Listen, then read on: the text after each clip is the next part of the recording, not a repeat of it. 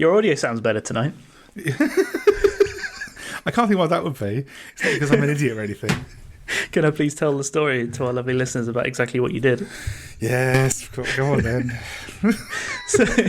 So when we decided to do this podcast, I was talking Chris through what microphones to buy, and I had a Blue Yeti at home, so I just told him to buy a Blue Yeti. And I know there are better mics out there. All you audio snobs are probably going to tell me that it was a terrible choice, but I don't care. It's what I had. It works. It's fine. It's nice and easy. And I picked it because I thought it's so ridiculously idiot-proof, it can't possibly go wrong. How wrong were you? Little did I know. Mm-hmm. So I sent Chris the Amazon link. He bought the mic. I went round. I showed him what all the various buttons did. I set it up for him and said, don't worry, don't touch anything. Just plug it into your computer, start talking. So we did our first couple of testing episodes and everything sounded fine. And then after that, there was a real difference between the quality of my audio and Chris's audio, which baffled me because we're using exactly the same mic. So there should be no reason for that. So we problem solved a few things. We changed this, we changed that. Nothing was working. In the end, Chris was about to buy a boom arm and a shock mount and all sorts of stuff because I was like, I have no idea why this is happening. And then one morning I wake up to a message from Chris saying, I was talking into the back of the microphone. I didn't know there was a back to it. Well, I did because you told me, but yeah. Can't help idiocy, Harrison. You can't help idiocy. No, there's no planning for that, is there really?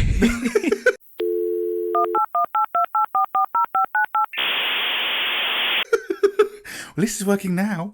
Yes, so like hopefully 6 episodes in. You should notice a much nicer sounding audio from this point forward. Now that Chris has learned how to use his bloody microphone. Well, I'll get something else wrong in a minute. Don't worry. I'll switch the audio so it doesn't come out through the Yeti or something. Who God knows what I'll do next. Be recording from your internal mic like I did for the first episode. Yeah, don't put it past me. Bloody idiot. How's your weekend been? Yeah, good. It was nice and sunny, but obviously couldn't go out. It was all right. We played a mega game, obviously online on Saturday. It was good. Spent quite a few hours doing that. Yes, that was fun. And what else did I do? I painted a bit and, enjoyed some sunshine in the garden. It was all right. How about you? Nice. Pretty much the same. We're still going on with our garden DIY stuff. Oh, how's it going? So we put the fence up. We painted it on both sides, and we started prepping the ground in front of it. At some point in the next kind of couple of weeks, we've got a turf delivery and a pond delivery. Ooh! So we've got to build the pond, prep the ground for the turf, and then put gravel around the pond, and then in theory that bit's done. Blimey. But my wife not happy with having no ongoing projects, is already pricing up what it will cost to get decking down on the other half of the garden. Well, it's going to be doing something. Yes. So I don't think there's going to be much of a stopgap for us, unfortunately.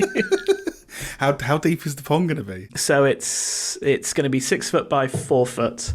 And then I think about 4 foot deep, something like that. Wow. So not huge. No, but deep enough. What's your soil? I mean, it's pretty boring. What's your soil like? How hard is it going to dig? It's luckily it's a raised one, so we're not gonna dig too much because I'm not that stupid.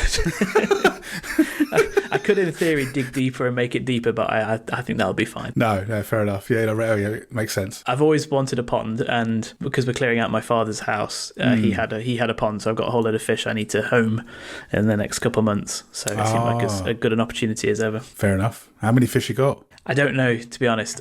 He had a small pond and a big pond, and we've moved everything over to just a small pond. But my sisters did it. I haven't done it, and I know that a lot of them didn't survive the transition and didn't survive winter and stuff. Sure. So I know it's not as many as it was. So I'm not entirely sure, but I've bought the biggest pond I could really realistically fit in there. So I'm just making it as big as possible. Yeah, fair enough. And bought the biggest pump possible as well. So hopefully it'll be fine. Yeah. Transporting them is going to be interesting. I'm not really sure how we're going to manage that bit. Yeah, how far is your father's place from your house? Like a 20-minute drive. Oh, quite a way then. Yeah. I don't know. I think it's going to be a lot of plastic containers with lids on and driving very carefully. Yeah. I mean, it's not the same thing at all. But I remember watching a Grand Tour with Clarkson. Yes. Those three, May and the hamster, and they were in Africa somewhere, and they were transporting, well, you know, their typical idiotic style. They were transporting fish from the coast of some African country into the centre somewhere to be able to, in their mind, solve world hunger. And the hamster had, it was James May. James May had set up some kind of big fish tank in his huge larder or whatever it was, and put a load of seawater in there, and obviously it was sloshing around all the time. Yeah. I think it was like day 2 or something, all the fish were dead, because obviously, I mean, they would be, wouldn't they? But there's nothing like you're going to be doing, obviously, but it just came to my mind when you said about transporting the fish. Yeah, I'm not entirely convinced how well it's going to go. I think I'm just going to have to gaffer tape the lids down and hope for the best, because it's the sloshing around that's the real bugger, because the water picks up momentum, and then the whole thing just, if the whole thing goes over, I'm screwed. So the fish. Well, yeah. You know, at that point your car's drenched. So, but at least one saving grace of the situation we're in at the moment. I can't do it right now because I'm pretty convinced that transporting fish doesn't count as necessary journey or anything. So no. at least I don't feel bad for not doing it right now. That's true. I mean, if the police pulled you over, then you probably wouldn't have really a leg to stand on, I'd imagine. No. Can you imagine the conversation, though? There was a news article in the local news this morning about a guy who'd been pulled over on the M1 here, and he'd been driving back from London, and he had his kids in the car, and he was speeding. I think he was going over like 100 miles an hour. Way to draw attention. Well, yeah, exactly, yeah, bloody idiot. And he lived in Nottingham, so it's like 120 miles or so to London, and then 120 back, and he was on his way back. And apart from the speeding, they asked him why he was out driving, and he said he'd gone to London to buy bread because it was cheaper there, which I think was his attempt at a joke. Right, yeah. But so that meant that the police threw the rule book at him, basically, and did him for absolutely everything possible that they could do. Even if it was a joke, what a strange answer. I mean... Yeah, I know, it's ridiculous, isn't it? So, Chris, what have you got for us this week? Well, this week on the internet, I learnt about the many and varied prisoners of the Tower of London. Oh, excellent. Are these current prisoners or past prisoners? No, these are past prisoners. There are no longer prisoners being held at the Tower of London, but these are historical people. In fact, there are so many of them, I've only really got a very small number of what they're available you can learn about. But yeah. Excellent. But before we get into that, let me tell you about the Tower itself. Please do. Yeah. We all know about the Tower of London. It's a famous landmark in the centre of the city. And in normal times, obviously when we don't have COVID lockdown, everyone who wants to visit the site can. They can take pictures, go on tours, talk to the beefeaters, see the crown jewels and the secured in the vault. Talking of the crown jewels and the historic palaces, the historic royal palaces, that's the organisation that runs and manages the Tower of London. They say that over 30 million people have seen the jewels in their present setting. Jeez Louise. Just a few. Is that just in the museum? Yes, I believe so. They kind of they weren't very specific, and I tried to find a date when it became open to the public, but there wasn't really any. So they just said it on their website in the current setting. So I assume in the museum. Yeah. Wowzers. Yeah, just one or two. Can I tell you a slightly embarrassing story about the Tower of London before we start? You know how you just said everyone knows where the Tower of London is? Yes. When my South African wife first came over, and we took a trip to London together on one of her first weekends here, and she said she wanted to go to the Tower of London. Sure. And I got the Tower of London and London Bridge confused. So I think I can't remember which way round it was, but I took us to London Bridge instead of or the other way round. And ever since then, anytime we go past either the Tower Bridge or London Bridge, or if any time it's even mentioned, this is like 12 years later, she still reminds me of this fact, maybe daily. I love her. Yes, yeah. So sorry, I just thought I'd embarrass myself real quick there. Yep. You may now carry on telling us about this place that everyone knows about. Everyone but you. But yes. Only an idiot wouldn't know. No worries.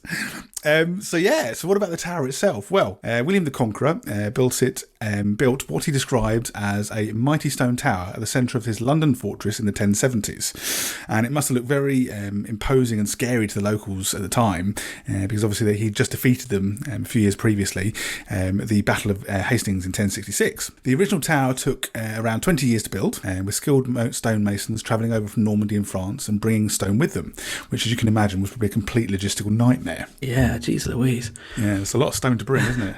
Oh, I feel like this is something we mention every time we talk about these old stories. We always end up thinking, how the hell did they get those things from one side of the world to the other? Honestly, when I was writing this earlier on, I was thinking, how the hell did they do that? I mean, that's a serious amount of stone. They said they employed English workers to do the general building, I guess, because obviously they're under their subject now. But you get the French people directing and the English people doing the heavy lifting. Exactly, yeah. But you can't blame them, can you? That's right. But even some French people normally have to get that on the ship and get it, I guess on carts and to the ship and then carts at the other end. And my God, that's a lot of stone, man.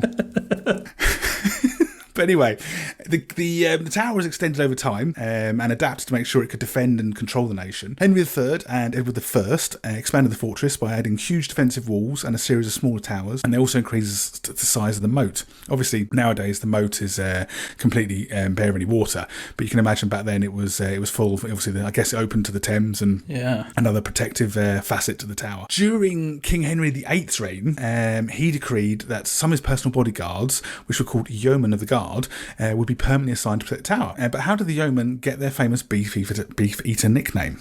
Well, Henry VIII actually allowed them to eat as much beef as they liked from his table, which must have been a pretty great privilege at the time.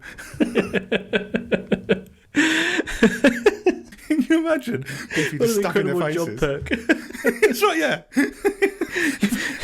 You're going to have to stand guard in the rain and probably have things thrown at you, but you'll get a lot of beef. Yeah, that's right, yeah. All the beef you want. So I can imagine he probably made a few rotund beef eaters, I'd imagine. Yeah. It's a good job their job wasn't to chase anybody. If they're just standing still, that's fine. So just stick a pike in them if they come too close. Yeah, easy.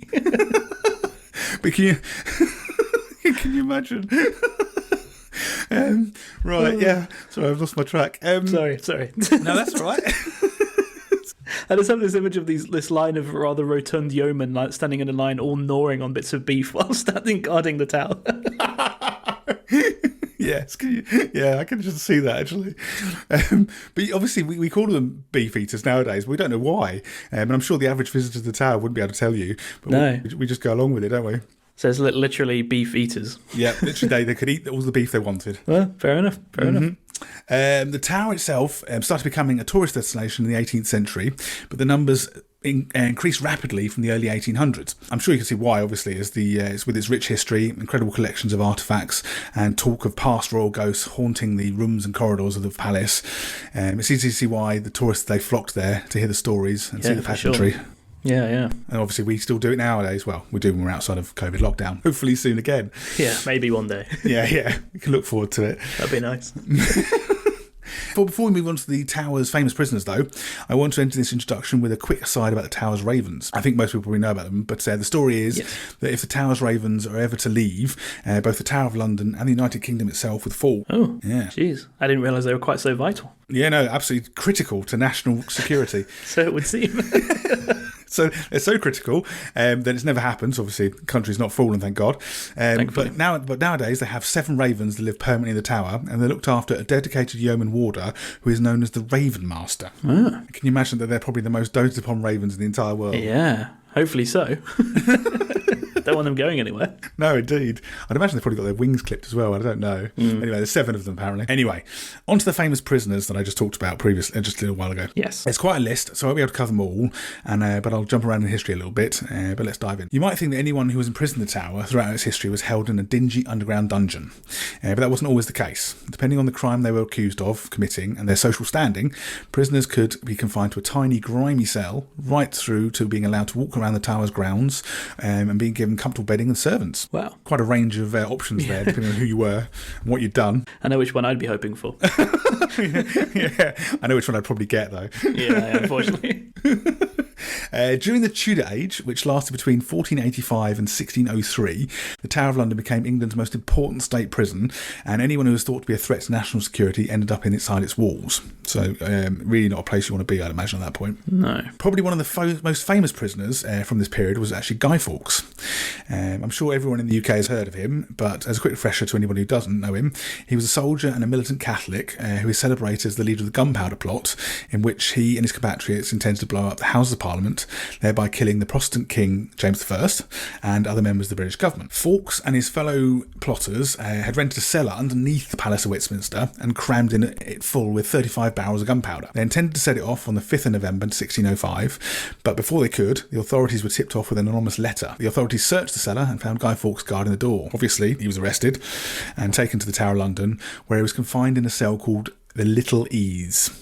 Ooh, that doesn't sound good. No, I'd never heard of the Little Ease, but it's not good. Trust me. Basically, it's a little cramped room, and I'd imagine it wasn't particularly clean either. They didn't specify the cleanliness of the room, but it was a little cramped room, and it didn't allow its occupant to stand up or lie down properly. Oh, yeah, it's a pretty horrible way to spend your time when you're at the Tower of London. Yeah. Guy Fawkes had to endure intense interrogation and torture whilst he was there, probably on the rack, and during which time he gave up the names of his fellow plotters. I mean, I bet he did. Exactly, who wouldn't at the end of the day from the rack being stretched? Yeah. Pretty goddamn awful. If you've ever seen the document of Guy Fawkes' handwriting before and after, where he signs his confession, you'll know he's had a terrible time, a terrible stay at the Tower, because it's just basically a scrawl. It doesn't even recognise handwriting anymore. And that's certainly nothing like his handwriting from before he was arrested. No. Fawkes was sentenced to be hung, drawn and quartered, and that's as bad as it sounds. So the plan was they would hang him till he choked almost to the point of death, then emasculate him, disembowel him, and behead him before finally chopping him into 4 pieces. Obviously Guy Fawkes knew this was going to happen to him, so to avoid that awful death, he basically threw himself off the gallows and thereby broke his own neck. Ooh. So a very fast way to go, but obviously I imagine if you're in that situation, a better way to go than the other way. Well, yeah, I suppose so. Yeah. Did they actually just carry on and draw and quarter him after he killed himself? Do you know? I don't know, actually. I suspect they probably did. Yeah, I imagine they probably did. It's all part of a spectacle, isn't it, really? At the end of the day. If he's dead, it doesn't really matter if they drawing and quartering him as well. As they can't feel it, but And obviously, every year in the UK, we set off fireworks on the 5th of November to celebrate Guy Fawkes and his audacious but albeit flawed plan. So yes, I'm sure we can all recognise that the English back in the Tudor days didn't actually recognise human rights as such. Yeah, they weren't fucking around, were they? No, they weren't. So next up, we've got a story of 2 princes, Edward V and Richard, Duke of York, and they were obviously brothers. And they were 12 years old and 9 years old when they, respectively, when they were imprisoned in the Tower in 1483. The princes, were the sons of Edward IV and Elizabeth Woodville, and they were born during the Wars of the Roses, so quite a turbulent time in the country. Yeah. Unfortunately for the boys, when Edward IV died suddenly, his brother, the Duke of Gloucester, and later Richard III, and I'm sure you'll find out why in a second, he became king, Richard III the Duke of Gloucester, the King, Edward IV's brother, became Lord Protector. On assuming this role, the Duke of Gloucester immediately confined Edward to the Tower of London, and then closely followed, he put Richard there too, allegedly for their own protection. It's very kind of him. Yeah, totally. It's totally what you do. Quite happy to do that, I'm sure. I read that basically the kids were allowed. Obviously, they were obviously royalty, but they believed that they were going there just prior to the coronation, and that's what normally happened. It wasn't considered to be a prison by royalty. It was also a palace for them. No, but little did they know. Yeah. Edward V's coronation, so basically the son of Edward IV, was pushed back into the summer of 1483 by the Duke of Gloucester. First, it was set to the 4th of May, and then to the 25th of June. But before the 25th of June arrived, Richard, who was the Lord Protector, postponed it indefinitely. I'm sure he'll get it. I'm sure he was planning on getting around to it eventually. Yeah, he was just busy, just doing other things. A lot on. Yeah, totally. Always so much to do as Lord Protector. Yeah. It's just a logistical nightmare. There's so many meetings, so many committees. That's right. You got to prioritise. Exactly. You can never get to that goddamn coronation. No. So it turns out staying in the Town of London wasn't as safe for the princes after all. I mean, shock, gasp, who knew? Yeah. As they were never seen again, basically. This obviously allowed their uncle, the Duke of Gloucester, to ascend to the throne as King Richard III. Now, fast forward a couple hundred years to 1674, and obviously nobody knew what happened to the kids. They just disappeared, basically, and he became king. So then fast forward to 1674, and some workmen were working on the White Tower staircase, and they found 2 small skeletons buried underneath it. Oh. Yeah. And at the time, it was obviously 1674, but it was assumed to be the 2 young princes. Yeah. However, obviously nothing could be confirmed until 1933, when scientists got the opportunity to analyse the skeletons. I've read a couple of different accounts about these scientists, but one of them said that they basically went in with the belief that it was were they already believing that it was the kids? It was the two young princes. So obviously, if you go in, you can't exactly do that with an unbiased opinion. So it's not necessarily believed that it was the children that were buried there. But they came to the conclusion that it was, and therefore they were buried underneath Westminster Cathedral with all the pomp and ceremony that entails. Obviously, nowadays we could conduct DNA testing on them to actually prove if it was the two princes, but unfortunately, or fortunately, whatever, it's basically down to the reigning monarch of the UK, so in this case Queen Elizabeth, to actually approve such an disinterment and then obviously testing on those bones. Yeah. But that's obviously never going to happen because they're interred in Westminster Cathedral. So yeah, we're just going to assume that they are the kids. Not easily dug up. No, not really. So we're just going to assume they're the kids at this point. I mean, that's basically what happened to them. Even if that wasn't where they were buried, they were taken care of and buried somewhere else. Well, really? Indeed, yeah. So. Reading the history, that's what I think too. I mean, there are arguments raging amongst historians, as much as arguments can ever rage amongst historians, to this day about what actually happened to them. But yes, I think it's quite certain that because Richard III became king, either he ordered it, or somebody close to him ordered it, or something happened, and the very convenient for him. Yes, exactly. But obviously, yeah, he became king because of it. So yes, another gruesome period of the Tower of London's history. Oof, lovely. Now we're going to fast forward in time to 1952. We're going to fly through the years.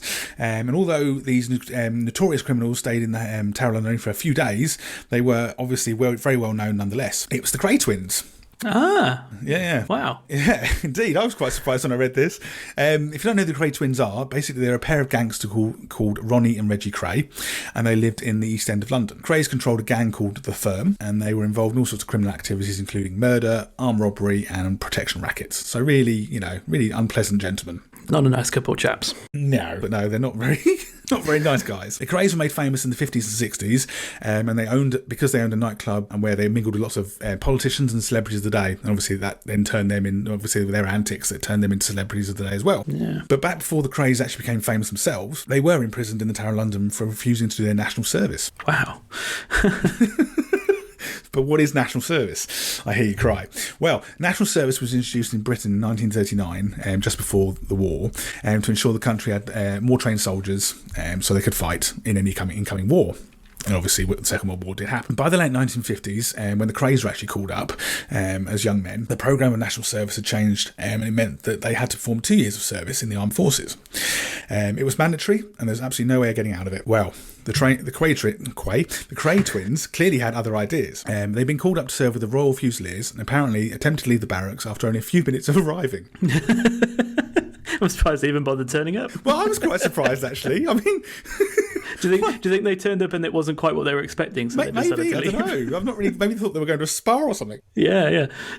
Very strange. But anyway, yeah, they were there for a couple of minutes and they decided they weren't going to hang around because they were bored of the whole idea. Fair enough. But obviously the corporal in charge of checking them in, getting them registered, I don't know what they were doing, but anyway, the corporal in charge obviously told them in no uncertain terms they weren't going anywhere. So one of them, Ronnie, seriously assaulted him. Ah, that'll solve all the problems. Yeah, totally did. So they obviously assaulted him and then walked out the door and walked back home to the East End. Jeez. Yeah, like I said, lovely bunch of chaps. Yeah, really nice guys. They were unsurprisingly arrested the next day and sent to the Tower of London for a few days before being transferred to Shepperton Mallet military prison to await court-martial. I'm assuming because they lived in the East End that for whatever reason the Tower of London was the best prison to send them to. I don't really know why they were sent there, but yeah, they were. They were eventually dishonourably discharged from the army because obviously the army realised they couldn't do anything with them, but not before committing a large number of violent acts against fellow prisoners and guards. Oof. In fact, at one point, I believe one of them dropped a bucket of feces on top of a sergeant's head. So yeah, really quite unpleasant. Yeah, by that point, you've got to realise you're not going to turn these guys into good soldiers, so you might as well just get rid of them. Yeah, exactly. Just get rid of them. Get them out the door. Go well. No, indeed. So yeah, that's the Cray twins and their interesting life. Well, interesting early life anyway. So now, the final two prisoners that we're going to talk about, and we're going to stay in the 20th century for these two. This time we're going to go to the Second World War, and it's raging across the world. And although the Tower of London has largely by this point become a tourist attraction, well, possibly not a tourist attraction at this point, but but obviously it's no longer a prison essentially, and it secures the crown jewels. It was restored to a state prison for a short period of time, and especially for the capture of these two particular Nazis. The first man was a guy called Joseph Jacobs. Jacobs was born on 30th of June 1898 in the city of Luxembourg, and after a rather storied life, including being wounded in the First World War, training to become a dentist, losing his dental practice during the German economic depression of the 1930s, and engaging in counterfeit gold making in Switzerland. Ooh. Yeah, he was all over the place. He ended up being recruited by the Nazis as a spy in September 1940, so shortly after, or about a year after the war started. Yeah. The Nazis were training Jacobs in Hamburg, but on one of his weekends off in Berlin, he confided to a friend, and I put friend in quotes here, that he intended to use his mission to England as a way to escape to the United States where his aunt lived. That's a bad idea. Yeah. Well, his so-called friend, told the Gestapo very quickly that Jacobs was planning to do this, and pretty quickly after that, he ended up back in Hamburg. Yeah, no kidding. No kidding at all. Well, what is quite surprising is that his spy masters considered he was still able to perform his mission, and so let him carry on training. Now, I mean, I've read a fair amount about the Gestapo, and obviously films and other things, and you know how awful and dangerous and vile they were. Yeah, they're not known as the forgiving type, really, are they? No, so I'm quite surprised he managed to get out of their clutches to begin with, back to the spies. But I suppose maybe they, I'm not really sure. He got out of their clutches, back to the spies, and then the spies let him continue his training, and then sent him on a mission. Jeez. So yeah, it's all very strange, but it did happen. Fair enough. Yeah, so he continued his training, and then the 31st of January 1941 rolls around, which is when he's getting flown in a German bomber to the UK, to England. He gets flown out of Schiphol Airport in Amsterdam, and they fly him over, and then he jumps out of the plane and lands in a sleepy village of Ramsey, Huntingdonshire, which is just south of Peterborough.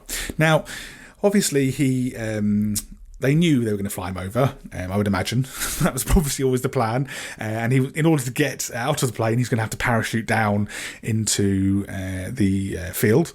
But you'd imagine that, knowing all this, that either A, he would have asked for training, or that they would have given him training in parachute jumping. No, he never had any training in parachute jumping. No. Which meant that he, I think, was probably lucky to survive the parachute jump, to be honest with you, but he did end up breaking his ankle when he landed in this potato field. So it's quite a bit of an oversight by the German spy agency, if not him, for saying he wanted some training. But anyway. Yeah. Wait a minute. Do you think it dawned on him as he jumped out of the plane? Hang on a minute, I was never trained with it. Holy shit, how am I going to get this parachute open? I mean, I suppose he was lucky he got it open.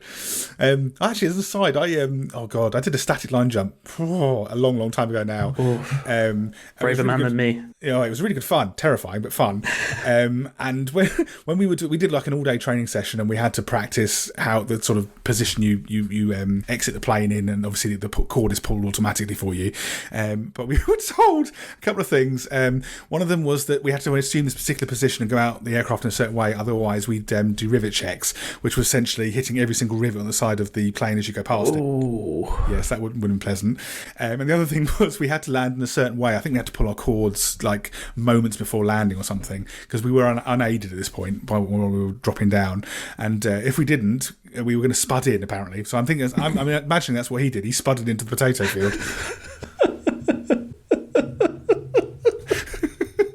Oh, God, that's amazing.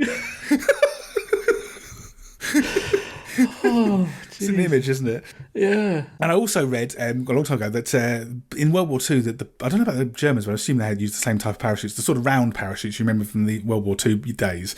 Yeah. Obviously, we have now sort of rectangular parachutes, which are much safer, apparently. But those round parachutes were incredibly dangerous, apparently, and not very useful in saving people. So yeah, anyway, I suppose it was lucky. The old sum total of this is he was lucky he just got away with a broken ankle. Well, I know.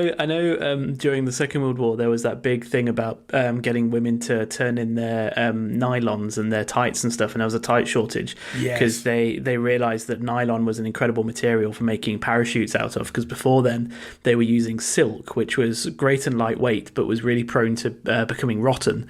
So quite a few people would jump out of a plane, deploy their parachute, and found that it's been just completely rotten and been eaten away. It's not the ideal time to realise. No, we've got his wind whistling through where the parachute should be. Yeah, exactly, yeah. All right. Yeah, no wonder they wanted nylon. Bloody hell. Yeah. Given the choice, I know which one I'd choose. Well, yeah, definitely. Right, so back to Jacobs. He landed at about 8:30 in the evening in January, remember? So January, it's probably cold. It's definitely dark at 8:30. He's just broken his ankle. Yeah, he's just broken his ankle and it might even be wet, who knows? So he's not in a good position in this potato field. And obviously, being World War II, all the lights are out. You know, there's no, I mean, it's a potato field in the middle of rural landscape anyway. There's not much lighting anyway, but there's no lights. So with his broken ankle, it's reported he spent the night wrapped up in his parachute and if it's silk or it's nylon, it's not going to give you much sort of warming protection, is it really? And he's apparently smoked his supply of cigarettes that he'd been given, and he drifted in and out of consciousness. I'm not really surprised, to be honest. No, I don't blame him. Can you imagine the pain he was in? Oh. Anyway, the next morning, he fired some shots from his Mauser automatic pistol into the air to try and get somebody's attention, and he was lucky enough that two farmhands were passing by when he did this. So one of the farmhands went off one of them stayed with him, and one of them went off with to get the police, and the police arrived and took him back to Ramsey Police Station, where a local doctor was called to to have a look at him and see what he thought. So the local doctor examined Jacobs, confirmed he had a broken ankle, but he could still be transferred to London. Oh, fine. So he was stuck in the back of a car and drove him down to London. He'll be all right. Yeah, it'll be fine. Get him out of the village. Make him someone else's problem. That's right. I haven't written this down, but basically there was a big commotion about getting the police and the local Dad's Army turned up, and I think that some of the local army also turned up, and they were all obviously interested in him being a spy, because they were also searching him, and they found a wireless radio and all sorts of bits and pieces on him. He was very well dressed. I mean, and also finding a well dressed man in a parachute in a field. I mean, it's pretty goddamn dodgy, isn't it? Really. But anyway, after they got him back to the police station, they decided to take him down to London with his broken ankle. And when they transferred him they first held him in Brixton Prison, and then they transferred him to Latchmere House, which was owned by MI5, where they obviously questioned potential spies. But yes, so with his broken ankle, I'm guessing they were made of sterner stuff in the 1940s. So I think I would have passed out by this point. Yeah. Well, on top of that, it took the British another few days to realise how serious his ankle injury was. I suppose he probably was just passing in and out of consciousness. I don't know. I mean, it's just getting worse and worse. Yeah. Because they haven't treated it by this point. It's been days. And they finally transferred him to a hospital where he spent 2 months recovering. But by the time he got transferred to hospital, he developed fever, sepsis, and bronchopneumonia. So really wasn't the best of health. No, I'm not really surprised either. No.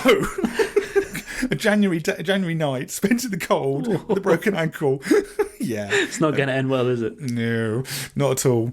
Right, so he was released from hospital in April, so a couple months later, and then the British interrogated him, and they would normally try to turn him into a double agent. But unfortunately for Jacobs, it wasn't possible in his case, because there had been so much media attention and coverage from his capture that obviously the Germans knew exactly what happened. So Jacobs was subsequently court-martialed over 2 days in early August, and he was found guilty after only 10 minutes of deliberation by the high-ranking members of the military. So, yeah, he never really stood a chance. No, that was only going to go one way, wasn't it? Yeah. I mean, he's obviously a prisoner of war at this point. I mean, yeah. And apparently they routinely hung any spy they found who they couldn't turn. They routinely hung them, and that was under civilian law. So it just so happened he was under military law, which meant he died a different way. Yeah, that's all it really means. So yeah, 10 minutes he was court-martialed. They came back with this verdict, and so a few days later he sent a letter on the 8th of August to King George VI asking for clemency, and obviously that was subsequently denied. I was going to say, how did that work out for him? Yeah, not well. And then a few days after that, on the 15th of August, he was taken to Wandsworth Prison and taken from Wandsworth Prison, and driven to the Tower of London. Now, obviously, he wasn't ever a prisoner at the Tower of London. Well, at least I don't think he was. There are some people who think he was a prisoner for a night in the Tower of London, and others who say they were eyewitnesses, and unequivocally he was driven from Wandsworth Prison. So, yeah, we'll never know really. But one thing is for definitely sure: he was taken to the Tower of London. Where he was sat on a chair in front of a miniature firing squad had been set up just for him in between the tower's inner and outer walls. So I guess far enough away from the public, but still within the tower's grounds. Yeah. He was sat on a chair, hood placed over his head, and then before I was obviously asked what his final words were going to be, and he apparently said, "Shoot straight, Tommies," which it's pretty brave considering what position he was in. Yeah, definitely. Apparently, he had a small target piece of paper put over his chest, obviously where the soldiers would shoot for, and then the officer in charge silently waved, I guess, and to fire, and then he was shot by a firing squad. Oof. So yeah, not a great way to go, I'm sure. No. He was actually, it's a dubious honour at best, but he was actually the last person ever to be executed at the Tower of London. Well, he had that going for him at least. Yeah. I'm not sure he'd really want that to be, No, to be his probably his wasn't thing. much of a consolation for him at the time. Not really, but it was his dubious honour, one of his dubious honours. So poor old Joseph Jacobs. So the final Tower of London prisoner we're going to discuss is Rudolf Hess. Rudolf Hess was Adolf Hitler's second in command, with an official title of Deputy Führer. Hess was basically an awful human being and did some pretty terrible things as part of the Nazi Party, which I won't go into here, but obviously you can read all about them if you wish to. However, it seems by 1941 Hess had had a change of heart as he took a Messerschmitt 110 fighter bomber and flew it in the dark from an airfield near Munich, up the Rhine and across the North Sea to Scotland. This is no mean feat really, because obviously it was dark when he was doing this. He'd never flown the route before, and he was on his own in this fighter bomber. So he he was an excellent navigator, I think, if nothing else, to get himself there. Determined as well, I'd say. Very determined, yeah. And obviously, the story goes that he hoped to land at the Duke of Hamilton's home in Scotland, because he mistakenly believed that Hamilton would be more willing to sue for peace than Churchill ever would be, thereby keeping the wartime Prime Minister out of the negotiations with Hitler. I'm not quite sure how he ever thought that was going to be a thing. No. But he clearly convinced himself it was going to be. Anyway, so he flew across the North Sea, and unfortunately for Hess, he ran out of fuel and crash-landed 12 miles from his intended destination. Oof. He ended up meeting with Hamilton the next day. There was a series of events, but not really very interesting. But he met with Hamilton the next day, and unfortunately for Hess, he was disappointed to learn that Hamilton was committing for fighting for his country, even though Hess believed he would be a willing participant in these negotiations. And he had no interest in talking to him, basically. Things took another turn for the worse for Hess when, from the beginning, he admitted to the British authorities that he had come on his own. He had not been sent by Hitler. He wasn't there on official duties. He was just there as an individual, which meant that the British didn't have to give him any of the normal diplomatic respect that he would have been entitled to had Hitler sent him, or the German government sent him. Oh dear. So Hess was subsequently held at various prisons, including the Tower of London, for 4 days. Whilst he was in the Tower, he apparently signed autographs for the warders, and one of them is even displayed in the warders' bar to this day. Oh, nice. Yeah, I couldn't find any pictures of it, but yeah, apparently it is. After the war ended in obviously 1945, Hess was sentenced to life in prison in Spandau prison in West Berlin. He was actually prisoner number 7 of a total of 7 prisoners, and they were all Nazis, so they were held there. Some of them were released on compassionate grounds, but he never was. He actually died 93 years old in 1987 in Spandau Valley. That's the name of the band. In Spandau prison, and there's controversy over his death. Obviously, he was 93. He actually the official line is that he hung himself with a piece of light cord in his cell, but this is disputed by certainly his son and others, because he was apparently, obviously 93, he was very frail, so there's no way that they believe he could get himself up there and hang himself. And it seems a bit strange that after spending all that time in prison, why he would hang himself at 93, but who knows, maybe he was very unhappy, maybe he was in pain, who knows, I don't know. I don't think anybody ever will. But once he died, Spandau Prison was demolished to stop it from becoming a shrine to neo-Nazis, which is obviously very understandable. Yes, for sure. One thing that to note about Hess, though, he does appear to have struggled with mental health issues. Certainly during his time in captivity, and possibly even before, there were certainly mentions of, why he thought he could fly to Britain and negotiate with somebody who wasn't the Prime Minister, and not on behalf of his own boss. It's very, very strange. And particularly if he's not on official business, if he's just decided this is what's going to happen, just because someone's flown over and said that doesn't mean that the other side is actually going to take part in the negotiations or whatever. Exactly, and to think that he could do it without involving Churchill, and like you say, not be an actual official representative of the Nazi government. It's all very strange. But yes, he had a very ignominious end, to be sure. Yeah, no kidding. Yeah. So Rudolf Hess is the last Tower prisoner I'm going to discuss in this episode, but I've really only scratched the surface of the famous people who have spent time or were executed at the Tower. Maybe this episode has inspired you to do your own research, and there's certainly many more people that in the list to find out. Trust me. Or maybe we can return to the subject at a later episode. Yes, I think maybe we could. There are very many interesting people, that's for sure. Excellent. Yeah, that's amazing. Thank you very much. I didn't know any of that. Yeah, no worries. Very cool. Very cool. Right. So, I guess it's my turn. Yeah. So I'm going to start with a slight story, which then led me on to what I'm actually going to talk about. So this week I saw a tweet that contained a story about Bill Gates, and more specifically the Gates Foundation. All right. So as we record, obviously the world's fighting coronavirus. Yes. And the Gates Foundation is, quite understandably, starting to do some work on finding and making a vaccine. Now, obviously, that's a very complicated problem, and there's lots of difficult things to do, because the difficult bit really is that not only does it take a long time to find the vaccine, you've then got to manufacture it, and both those things take a long time. Totally. So the approach that the Gates Foundation is taking, I think, is quite simple but quite ingenious. So they're taking the 7 most promising vaccines and setting up factories to start making all of them. Wow. Here's a quote from Gates. Even though we'll end up picking at most 2 of them, we're going to fund factories for all 7, just so that we don't waste time in serially saying, okay, which vaccine works, and then building the factory. It will be a few $1 billion we'll waste on manufacturing for the constructs that don't get picked because something else is better. But a few billion in this, the situation we're in, where there's trillions of dollars being lost economically, it's worth it. Wow. Yeah. quite an interesting approach. Yeah. So this approach is known unofficially as the Manhattan Project approach. Right. Because during the Manhattan Project, because time was very much of the essence for when they were working, any time they hit a bottleneck where there were 2 or more options, rather than waste time picking one, experimenting, possibly rejecting, and then moving on to the next one, they attacked every problem in parallel. So obviously a lot more expensive an approach, but one that saves an incredible amount of time in the long run. Yes. So because of this, I've been researching the Manhattan Project. Oh, okay. And I fell down a little bit of an internet rabbit hole, as is my way. Fair enough. Actually, talking of Bill Gates, just a bit of a sideline before we go into the Manhattan Project. Have you seen the Netflix documentary Inside the Mind of Bill Gates? I have, and it's amazing. It is amazing, isn't it? I know a big thing about what we do is only recommending sources that are freely available to everybody. But I feel quite happy recommending a Netflix series. I think Netflix is relatively widespread, particularly at the moment. And yes, I think it's 3-part documentary. It is, yeah. Where a guy follows around, and it's mostly focusing on the Gates Foundation. So there's a bit of stuff there about the history of Microsoft. But I think he agreed to do it on the terms that they would talk mostly about the Gates Foundation, which is fine and really interesting. And yeah, it's amazing. I really, really recommend it. I really enjoyed it.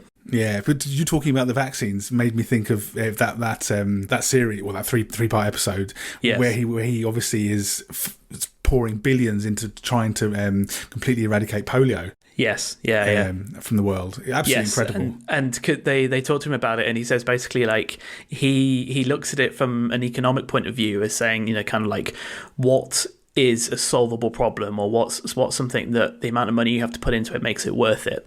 And something like polio, you have to pump a huge amount of money in, but once you eradicate it, that's it, it's gone. Yes. Like it's a solvable problem. It's something that you can say, if we ever get this to 0%, it's done, it's finished. We never have to worry about it ever again. Yeah, completely. And it's such a terrible disease. Yeah, obviously absolutely. It was eradicated from the West, in the 50s and 60s, I believe. But yeah, it's obviously still fairly rampant in developing countries. But yeah, to focus his foundation, or him and Melinda's foundation, on it is just amazing. Yeah. It's really, really cool. And actually, just I think it was last week, he announced that he was completely stepping away from his role at Microsoft, because up to that point, I think he was chairman, or he was on the board at least. Right. But now he said he's completely stepping away and he's focusing just on the foundation. Yeah. I mean, I know this isn't an episode about Bill Gates or the Bill Gates Foundation, but he's obviously a genius. I mean, to watch him in action in that series was incredible. It's amazing. Another level, isn't it? It's just amazing. Yeah, it's crazy. I particularly like the bit where he and the interviewer are playing tennis, and the interviewer, I don't know if you remember this bit, the interviewer is just like throwing out these questions, and he just knows the answers instantly. Yeah. Like, what's the longest you've played tennis? And he says like 9 hours. What's the hottest you've played tennis? Such and such. And he just knows it. Like there's no break. His brain is like a computer. Yes. Like you give the question and it just files a response, and it just does it. It's amazing. It's amazing. Totally. Yeah. I don't know if it's Melinda or himself who describes his brain as a computer, but it is, isn't it? I mean, it obviously is. He's just gifted in a way that so many people aren't. Yeah, absolutely, yeah. But anyway, sorry, aside there, you can go back to what you were going to originally talk about. So, the Manhattan Project. I don't know how much you know about the Manhattan Project. Did you know that Albert Einstein was instrumental in its creation, for example? Yes, I think I did. So Einstein was part of a group of scientists who wrote a letter to then American President Franklin D. Roosevelt, basically warning that nuclear research had come to the point where leading scientists were beginning to realise its potential power and, crucially, its potential lethality. I didn't know about the letter, actually. I knew he was involved. Well, yeah, so the letter was the thing that kind of first introduced the problem to Roosevelt. And basically the purpose of the letter was to warn him that Nazi Germany could very well seize that power, and to a degree Japan as well. And considering the world political stage in 1939 when this letter was written, you can absolutely understand the concern. Gotcha. And Germany had already invested a lot of time and money in particularly rockets, which they put to good use, sending missiles after us and all sorts of people. Mm-hmm. So the letter warned America that Germany had begun stockpiling uranium from Czechoslovakia, which implied to the scientists that they were already considering this new science as a weapon. So Roosevelt got the letter and took it very seriously, and his government quickly started to support the research of nuclear energy, specifically uranium, and to begin to gather experts from around the world to work on what would ultimately lead to the Manhattan Project. So the project was mostly American, but it was also done in collaboration with the UK and Canada. It's estimated that the project cost in total $2 billion. Wow. In 1940s? In 1940s money, yes. Wow. So equivalent today would be about $23 billion, give or take. So an enormous amount of money. Yeah, it's a chunk of change. Yes. The project was spread across many sites in the US, but the two most important were a laboratory in Los Alamos, which was headed by J. Robert Oppenheimer, more on him later, Sure. and a big-ass production plant in Oak Ridge. And the vast majority of the money was spent at this plant manufacturing nuclear materials. Sure. Obviously, the security on this project was super tight, but there were a few leaks. One of the scientists working in Los Alamos was in fact a full-on Soviet spy, and he would send over information to them throughout the project. Wow, I didn't know that. Yeah, he was quite deep in the system as well. It's pretty much considered he wasn't the only one, but he was the one that was caught. Right. So he was caught and interrogated and admitted to the whole thing. I think he was German, but he'd basically pledged himself to the Soviet-Russian cause, and when he was hired, just sent everything across. Right. So, funnily enough, the existence of the project was first suspected by the Russians because they were keeping an eye on scientific papers that were being published by scientists in America and the UK during this time that pertained to nuclear research. And when the number of these papers all of a sudden dropped, they got very suspicious. They suspected, and were ultimately correct, that this was a result of America hiring the scientists who had previously been writing those papers and classifying all of their work. Right. Yes, there you go. Statecraft in action. Exactly, yes. So a kind of similar thing happened, if you'll permit me another tangent, with regards to the Enigma machine. Now, I love the Enigma machine and all that stuff around it, and I think that's probably going to be a subject one episode. Definitely. So before we could break the code, obviously we could intercept the messages and read what they were. So we had an idea about how many messages were being sent back and forth, and we quickly realised that if you send 5 messages on Monday, 5 on Tuesday, then 25 on Wednesday, something big is going to happen on Thursday. Sure. Germany realised this as well, so they made their Enigma operators send the same amount of messages every day, even if the majority of them were nonsense, just to keep the numbers up. Right. So this resulted in some operators having to come up with some creative things to do, so they'd send like excerpts from books. Some messages would just be Heil Hitler in various ways over and over. They'd like transmit Hitler's speeches, that kind of thing. But some of them were just bored and couldn't be bothered, so they would literally just send a message that was the same letter over and over and over again. Now, the problem with that is the way the Enigma machine works is you set the dials a certain way. You enter a letter, and then it goes through the cogs and comes out as a different letter. Sure. But the only letter that a letter can't become is itself, if that makes sense. Right. So if you put an A in, it's not going to come out as an A at the other side. Yeah. So if we intercepted a message that contained every letter except, for example, a G, we knew that those codes were the letter G repeated over and over and over again. So you could use that as a starting point to kind of like work backwards to decrypt the message. Sure. Which was one of the ways that helped us to crack Enigma. Wow. So there we go. Those lazy German Exactly, writers yes. helped us win the war. You can come up with the most ingenious systems in the world, but the monkey operating the machine is the weakest point, as always. Always. So, obviously, the project would go on to cause and be responsible for a lot of death. But during the actual construction and design, 24 people, depending on which figure you look at, were unfortunately killed and died. Oh. Most of these were from things like accidents during construction because everything was being rushed and done to a deadline. So some corners were cut. But 2 were quite notable. Scientists Harry Daghlian and Louis Slotin, I'm probably saying those wrong, so I apologise. They were not only killed by radiation, but they were killed by the same plutonium core, but separate to each other. Oh, that's unlucky. Yes. So the health and safety really wasn't a priority at that point. Well, I think health and safety was sort of put on the back burner when they were thinking about trying to get this through quickly. So part of what was created during the Manhattan Project were the plutonium cores, which were the cores for the bombs. So core number 1 and core number 2 were used in the 2 bombs dropped on Japan, and the third was constructed and kept in a lab for experiments. One day, Harry Daghlian was working on core number 3 and dropped a tungsten carbide brick onto it. Ooh. Which doesn't mean much to you or I, but as you can imagine, that's not ideal. No, it basically made the core instantly go supercritical. So he very quickly removed the brick, but the brief time it was there was enough to give him a lethal dose of radiation, and he unfortunately succumbed to that a month after he dropped the brick. Wow. So then Louis Slotin, 9 months after this had happened, was working on this same core, and after another slip in the lab, caused a lethal dose of radiation to be released in what was described as a flash of blue light. Oh my God. And he must have given himself a worse dose because he died 9 days later. Oh. And it's recorded that both men died from very painful deaths, as acute radiation poisoning is a horrible way to go. Oh, as anyone who's watched the HBO series Chernobyl can... yes, that's true. That's very true. Still haunts me a little bit. The core that was responsible for both these deaths was nicknamed the Devil Core, quite understandably. Yes. So the first test explosion happened on July the 16th in 1945. The government were very nervous about this and actually hired a writer from the New York Times.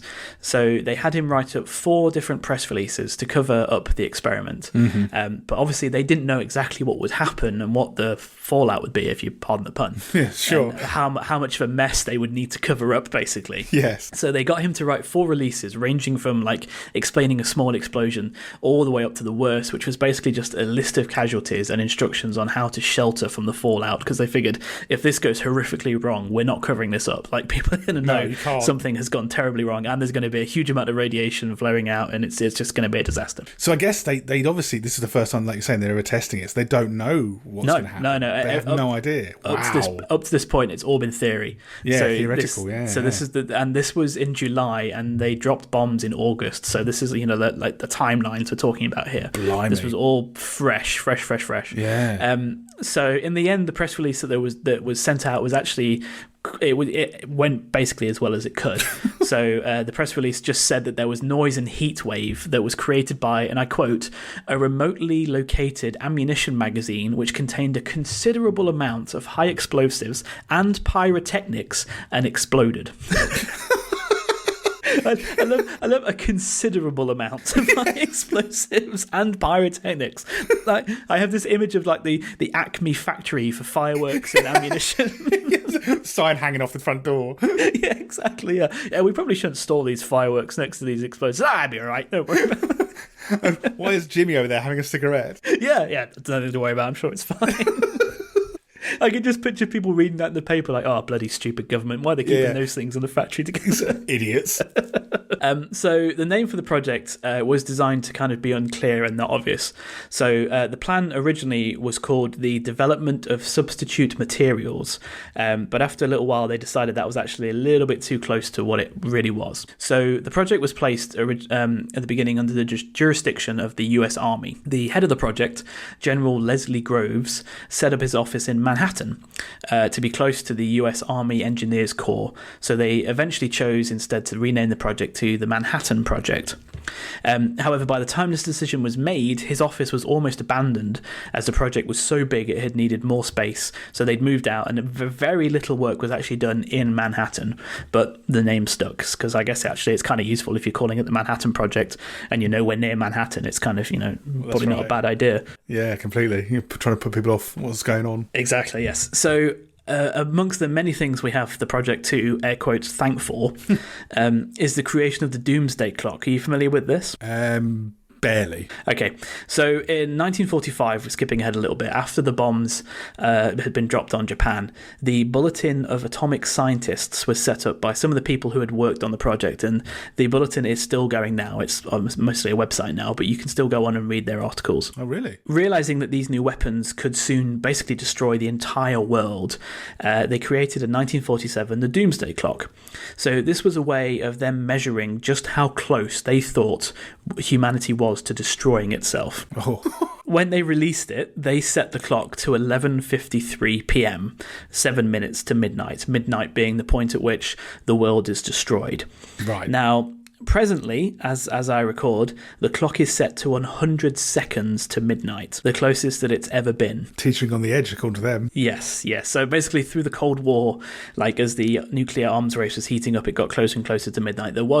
They did actually put it back when the Berlin Wall fell and supposedly the Cold War finished, but over the last couple of decades, it has slowly teetered up. And then obviously with the craziness that's currently happening in the world, they've decided to set it to the closest that it's ever been. Rough time. Which is really reassuring. Yeah, it's not going to lessen your anxiety, is it? No, not at all. It's probably a bad idea to do this right now, isn't it? Well, I've committed now. I'll carry on. Yeah. So, as I mentioned earlier, the scientist in charge of the main laboratory was J. Robert Oppenheimer. He had a very interesting relationship with his creation and his work. He was often referred to as the father of the atomic bomb, a title that he really didn't like. After the war and the dropping of the bombs and all that came with that, he became a staunch advocate for the ending of the nuclear arms race between America and Russia. And at the time, in the 50s, this was kind of the height of like American aid. Everyone was like, USA, let's do this. And they were all like making them nice and patriotic and everything. So by standing up and saying, well, maybe we shouldn't be doing this, he was considered not only to be unpatriotic, but many believed him to just be a straight up Soviet spy, or even worse, a secret communist. Can you believe? Oh, that's the worst. Yeah, absolutely. So he actually had his security clearance completely revoked in the 50s. But thankfully, calmer heads prevailed, and he was given an award by JFK in the 60s, kind of as a way of an apology. Sure. Very clever man. Well, he was, absolutely. When he saw the results of that first test explosion in July in 1945, he quoted the Hindu scripture. When asked about it in an interview many years later, he said the following: "We knew the world would not be the same. A few people laughed, a few people cried. Most people were silent." I remembered the line from the Hindu scripture, the Bhagavad Gita. Vishnu is trying to persuade the prince that he should do his duty and, to impress him, takes on his multi-armed form and says, "Now I am become death, the destroyer of worlds." I suppose we all thought that, one way or another. So he realised what he'd done and the consequences, but I guess at that point, it's either you do it or your opponents do it. So, well, indeed, they had no choice, I suppose. I mean, I defended them, but they're obviously fighting World War II. They wanted to end, the Americans wanted to end the war as quickly as possible. And yes, they knew the Japanese would fight to the death. Absolutely, so, yeah. And but before that, obviously, they were worried that the Germans were making it as well. So yeah, they were rushing towards it, like you say, at high speed. Yeah. So the philosophical debate obviously will continue on. I think probably forever. Yes. But overall, the project itself is considered to have been a success. I mean, despite massive amounts of overspending and lives lost and all that, it did deliver on its aims, which were to design, develop and build an atomic bomb before the Japanese or the Nazis. Of course, it did that. And it produced the only 2 atomic bombs ever detonated during warfare, the death toll from which is estimated to be anywhere from 150 to 200,000 people. Cool. And as you say, the argument obviously is that ended the war sooner, and maybe more people would have been killed due to war conflict and years and years of fighting and so forth. But yes, I'm not even going to get involved in that. No, it's best not to, I think. So, with all that doom and gloom, let me try and end on a slightly happier note. So, I'm going to tell you the story of Tsutomu Yamaguchi, who is possibly simultaneously the most unlucky and the luckiest man ever to have lived. Ooh. So, in 1945, aged 29, he was working in Hiroshima. Okay, bad place to be. Well, it gets worse. He'd been there for 3 months, and August the 6th was his last day on site. So, he worked for Mitsubishi, and at 8:15 in the morning, he was walking to his last day in their shipyards when the Americans dropped the bomb on Hiroshima. Oh. So he reported seeing a flame like the lighting of a magnesium torch in the sky. And he heard this massive explosion, and thinking quickly, he dived into a ditch as the explosion was going on. The explosion was followed by a shockwave, which sucked him up from the ground, spun him in the air, and sent him hurtling into a nearby potato patch. He was less than 2 miles from the bomb's detonation point. Oh, how did he survive? I think probably his quick thinking to like dive down and the wave shielded by the went earth. over him. Yeah, exactly. So quite understandably, he'd fainted from his ordeal, and he woke up very dazed and confused. He managed to kind of stagger back to where his friends were, the rest of the shipyard, and they were also battered and bruised, but kind of okay. Wow. His eardrums had been completely ruptured, and his face and forearms were really badly burnt. So he and his friends kind of spent the rest of the day kind of like recovering, helping other people kind of, like patch up their wounds and so forth. They slept that night in an air raid shelter, and the next morning made their way to the train station, which incredibly was still running. I have no idea how. Wow. And as a brief aside, the trams in the city were fully up and running again within 3 days of the bomb being dropped. 3 days? Which is kind of amazing. That's amazing. Shows you the level of Japanese dedication to things. Yes. That's incredible. He managed to find a train that was going to a local bigger city, transferred there onto a train to his hometown and his family, which in theory he was supposed to have been doing that day anyway, because that was his last day in Hiroshima. Sure. So upon arriving home, he obviously limped to the hospital. His doctor there was an old school friend of his, and his burns were so bad that the doctor didn't recognize him. Wow. So he patched him as best he could, and then he went home, bandaged and obviously very bruised. And when he arrived at home, his family also didn't recognize him at first. Jeez. So amazingly, after all of this, he went back to work on the 9th, which is what? 3 days after the bomb went down. So he had his day kind of recovering in Hiroshima, his day kind of coming back home, and then I think he must have given himself 1 day at home and then went straight back to work. His pain threshold must have been insane. Or just his dedication to work. Yeah. So he went to Mitsubishi's office in his hometown of Nagasaki. Oh. So at 11 a.m, he's in a meeting with a company director who's pulled him in and asked for a full report on what happened. And after he told his story and like everything that happened, the director just refused to believe him. He said that there's no way that a single bomb could destroy an entire city. And as they were debating this, the Americans dropped the second bomb on Nagasaki. Jeez. And he was once again less than 2 miles from the detonation point. So this time, the second bomb was actually bigger, the one that they dropped on Nagasaki, but for various reasons to do with the geography of the city, the impact was a little bit less, and he suffered less damage personally. His bandages were blown off. But apart from that, he basically escaped relatively free of injury. Really? Again, Wow. he heard the noise, obviously recognized the noise, Yes. and took cover in the office that he was in, and he thought that the explosion had followed him somehow from Hiroshima. Sure. So he had, although been hit by a second wave of radiation. Yeah. So probably not feeling great there, but his good luck doesn't end there. After leaving what was left of his office, he obviously did the first thing that most of us were doing. He rushed home. Sure. To find that his house had been reduced to rubble.